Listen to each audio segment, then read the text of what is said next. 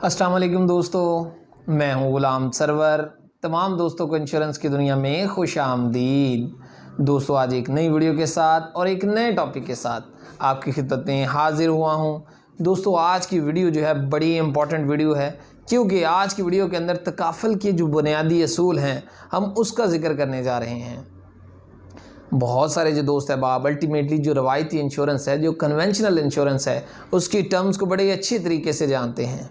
उन टर्म्स को ये जो नई अल्टीमेटली तकाफल इंश्योरेंस आ गई है, इसके अंदर कौन से टर्म्स इस्तेमाल हुए हैं उनको समझना ज़रूरी है। तो उसके बुनियादी असूल जो है आज की वीडियो के अंदर मैं आपको बताऊँगा। दोस्तों, जितने भी पार्टिसिपेंट हैं यानी शरीक हैं, पॉलिसी होल्डर, जिसको हम रवायती इंश्योरेंस के अंदर पॉलिसी होल्डर कहते हैं, तो तकाफल के अंदर उनको हम जो है पार्टिसिपेंट कहते हैं।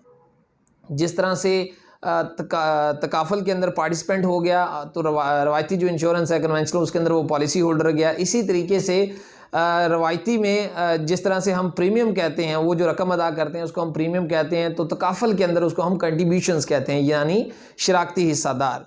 तो दोस्तों, सबसे पहले इसका बुनियादी असूल ये है कि जो पार्टिसिपेंट हैं वो जो अपनी कंट्रीब्यूशंस देते हैं, उसको जो है एक अकाउंट जो है मुरतब करके दिया जाता है तकाफल में।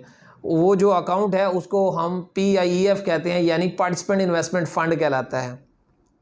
तो उसकी जो कंट्रीब्यूशन है उस अकाउंट के अंदर रख दी जाती हैं। ये जो पार्टिसिपेंट इन्वेस्टमेंट फ़ंड है दोस्तों, इस फ़ंड के अंदर जो रकम जमा होती है, सारी की सारी जो कटौतियाँ होती हैं वो उसी अकाउंट से होती हैं। कटौतियों के बाद जो है एक मुस्तकिल रकम जो है इस अकाउंट से एक फर्दर एक अकाउंट होता है, वो जो अकाउंट है दूसरा, उसको IFPTF कहते हैं, जिसको वक्फ फ़ंड भी कहा जाता है। और वो जो पार्टिसिपेंट की इन्वेस्टमेंट होती है, उसी इन्वेस्टमेंट में से, उसी कंट्रीब्यूशन में से एक मुस्तकिल कटौतियाँ जो है इस फ़ंड के अंदर जमा कर दी जाती हैं, जिसको बतौर तबर्रा यानी अतिया के तौर पर उस रकम को इस फ़ंड के अंदर रखा जाता है, और इस फ़ंड को वक्फ फ़ंड कहते हैं। जितने भी पार्टिसिपेंट होते हैं उनके जो पर्सनल अल्टीमेटली इन्वेस्टमेंट अकाउंट होते हैं, उसमें से कटौतियों के तौर पे जो है एक तबर्रा के तौर पर, अतिया के तौर पर जो रकम है इस फ़ंड के अंदर जमा होती है। ये जो फ़ंड है इसको वक्फ फ़ंड कहते हैं। और इस फ़ंड के अंदर से ही खुदा न खास्ता अगर कोई भी पार्टिसिपेंट है, अगर उसकी डिमाइस हो जाती है या खुदा न खास्ता कोई माजूरी आ जाती है, तो इसी फ़ंड से, क्योंकि ये फ़ंड जो है इमदाद बाहमी का फ़ंड इसको डिक्लेयर किया गया है, इसी फ़ंड से उसकी जो है इमदाद की जाती है उन लोगों की जिसको खुदा न खास्ता अगर डेथ हो जाती है या माजूरी आ जाती है। तो इसी वक्फ फ़ंड से जो कंट्रीब्यूशंस जो है जमा होती हैं, इन्हीं में से उसकी इमदाद की जाती है, उन्हीं में से उनको जो है माली मसाइल जो है उनका हल दिया जाता है।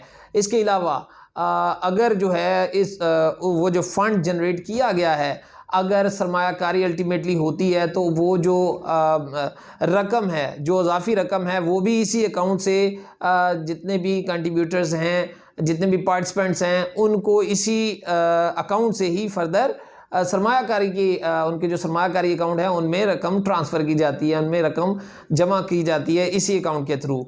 तो इस तरह से ये एक निज़ाम चलता रहता है। और जो कंट्रीब्यूटर, जो ऑपरेटर है, तकाफल का ऑपरेटर, लेट्स सपोज यहाँ पर स्टेट लाइफ है, तो स्टेट लाइफ जो है बतौर वकील मदारिब के तौर पे जो है वो इसका ख्याल रखती है इस वक्फ फ़ंड का, और इसकी जो सरमायाकारी है उसको भी वही देखते हैं ऑपरेटर। और इसके अलावा अगर खुदा न खास्ता डिमाइस हो जाती है या जितने भी क्लेम है इसकी मद में, उनको भी अदा करने की जो ज़िम्मेदारी आती है वो भी तकाफल विंडो ऑपरेटर के ऊपर ही आती है।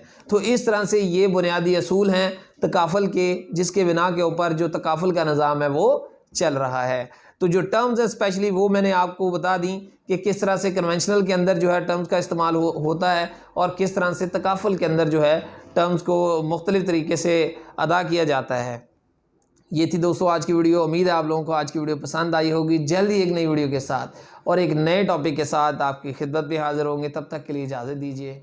अल्लाह हाफ़िज़।